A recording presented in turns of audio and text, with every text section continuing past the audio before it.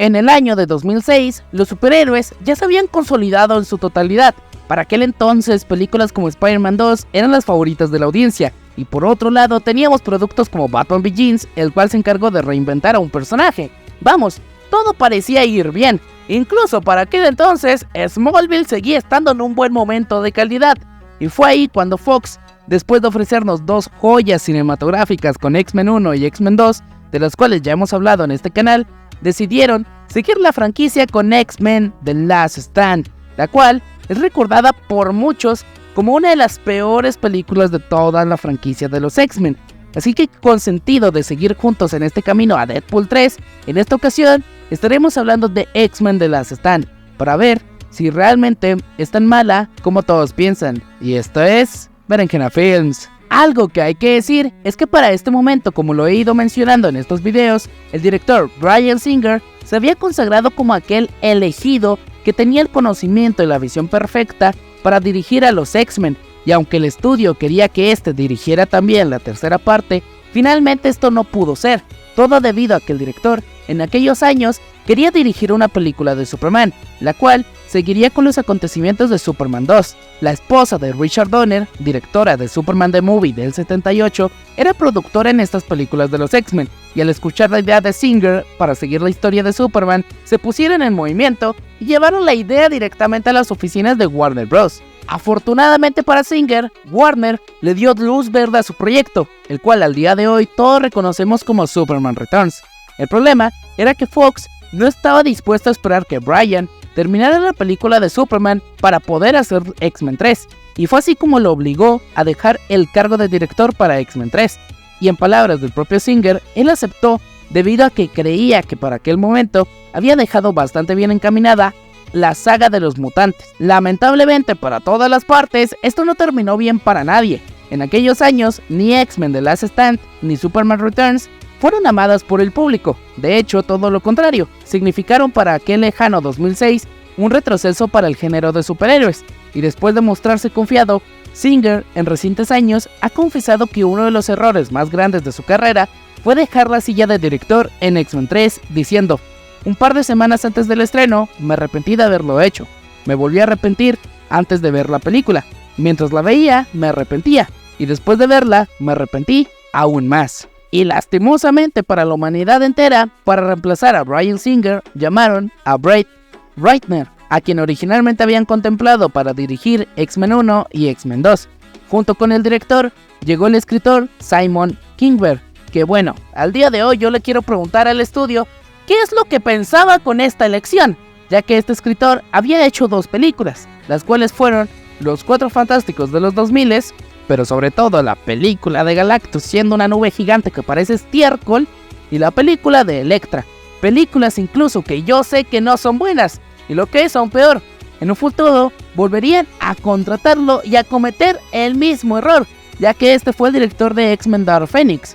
Pero bueno, ya hablaremos de Dark Phoenix cuando lleguemos a ella. Pero por el momento, aquí tenemos que decir que la idea original de Bryan Singer siempre fue adaptar la historia de Dark Phoenix en esta tercera parte, pero el estudio, con la salida del mismo, presionó a los escritores para que la historia se centrara en encontrar una cura para los mutantes. Después de una pelea interna entre el estudio y los trabajadores de la película, se dejó parte de la historia de Dark Phoenix en la trama, aunque como ya todos lo sabemos, no fue ni el 1% de lo épico que es el cómic. Es decir, una de las mejores historias de los X-Men y de estos personajes, llena de drama y misticismo, pues en aquel momento fue considerada la peor película de la franquicia, ¿no? La cinta, incluso al día de hoy, debo de decir que arranca con todo, ya que podemos ver escenas que a mí de pequeño me marcaron muchísimo, como cuando Ángel decide cortarse las alas para que su padre no lo descubra como mutante. Y aunque hay algunos conceptos interesantes, ya que después de la supuesta muerte de Jean Grey en X-Men 2, vemos a un equipo un poco desintegrado, el hecho de ver, por ejemplo, a Cíclope desmoronado, incapaz de ser un líder, aunque duele, creo que no es capaz de generar un gran impacto en la audiencia. Y todo esto se debe a que, como lo he dicho en mi opinión, en X-Men 1 y X-Men 2, el tiempo en cámara para los distintos personajes en estas cintas no es del todo bien distribuido. Como lo he dicho, fuera de Charles, Magneto y Wolverine, los demás personajes realmente no tienen mayor impacto. Pero en fin, la cinta, de nuevo, el mensaje principal que nos traía a la mesa es el de la aceptación con uno mismo, donde, como lo dije, el estudio quiso que hubiera una trama sobre una cura para los mutantes, donde vemos al personaje de Rogue que quiere tomarla. Esto porque básicamente Kitty Pryde le bajó al novio, cosa que es sumamente estúpida. Al día de hoy creo que este es el primer gran error en la historia, ya que creo que fue una decisión terriblemente tomada hacia el viaje del personaje de Rogue. Por lo menos este personaje había tenido en las 2 primeras películas un viaje de aceptación prácticamente perfecto, y mandan todo ese desarrollo por la borda, simplemente para que el personaje quiera tomar esta decisión. De hecho, como dato curioso, para este punto de la cinta se quería que Gambito apareciera, y él iba a ser el nuevo interés amoroso de Rogue, pero por diferentes cuestiones pues no se terminó concretando.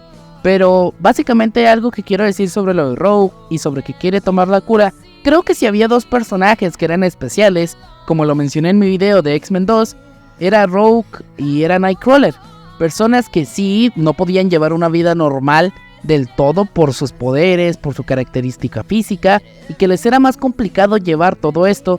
Creo que en X-Men 2 se les dio un cierre perfecto a estos 2 personajes en cuestión de aceptación consigo mismo.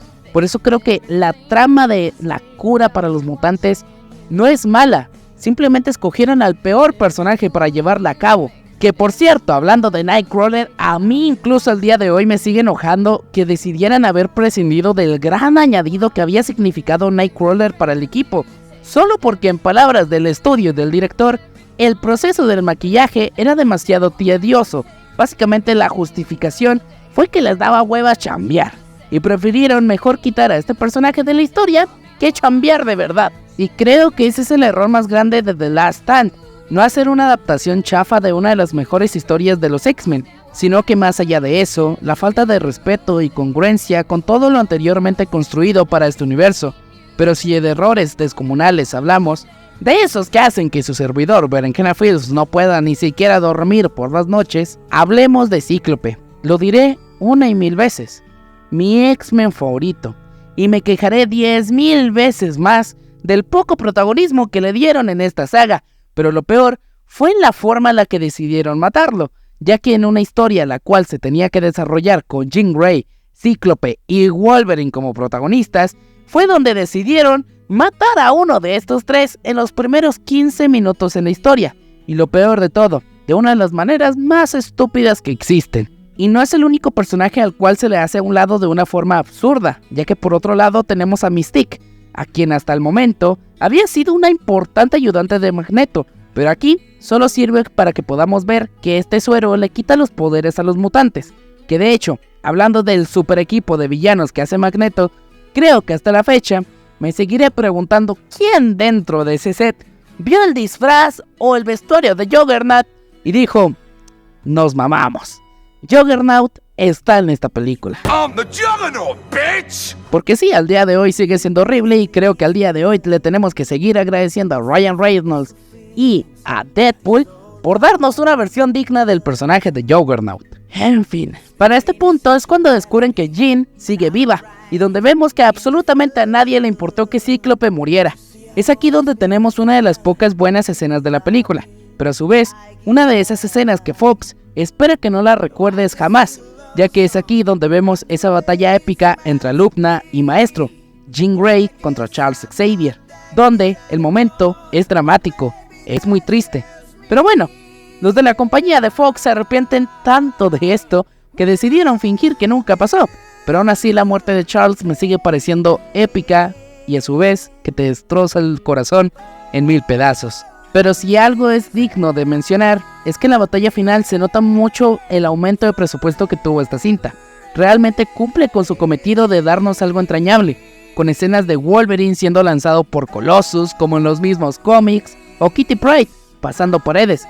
Pero el problema es que creo que aquí es donde podemos ver que la mezcla entre la trama del Fénix y la cura no hace nada más que estorbarse la una a la otra. Si me lo preguntan a mí, lo de la cura es interesante, pero creo que jamás se debió de haber mezclado con la trama del Fénix. Creo que el mayor problema de hacer esto es que las personas detrás del proyecto jamás entendieron lo que era Dark Phoenix, quiénes eran sus protagonistas, quiénes eran los protagonistas de la historia, del cómic, y por qué este cómic básicamente fue un antes y un después en la historia de los X-Men. y es algo lamentable, puesto que incluso al día de hoy, como fan de esta historia, que es mi historia favorita de todos los tiempos de Marvel Comics, debo de decir que me sigo preguntando ¿qué hubiera pasado? ¿Qué hubiera pasado si tan solo Bryan Singer hubiera seguido en el proyecto? Yo creo que tendría por lo menos una adaptación decente de Dark Phoenix. Pero a ver, quiero recalcar algo. Para nada creo que esta sea la peor película de los X-Men de todos los tiempos. Creo que como fan de los mutantes incluso debo de admitir que hay cosas en ella que me gustan y disfruto bastante.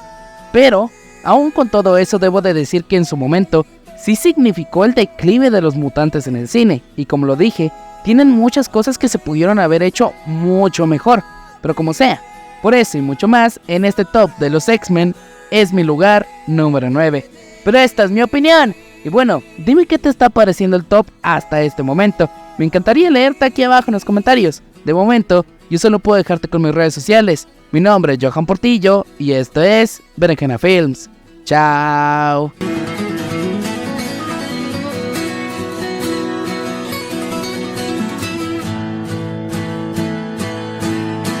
To say